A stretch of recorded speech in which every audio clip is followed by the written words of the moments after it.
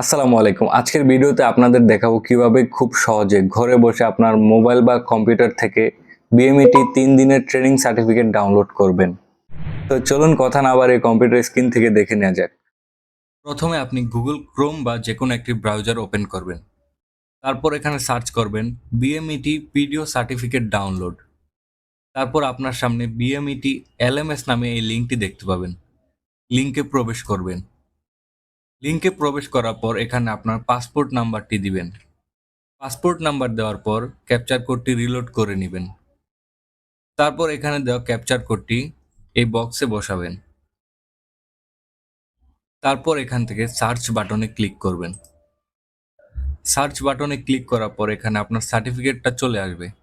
তারপর এখান থেকে ভিউতে ক্লিক করবেন। ভিউতে ক্লিক করার পর আপনার সার্টিফিকেটটি এভাবে ওপেন হয়ে যাবে।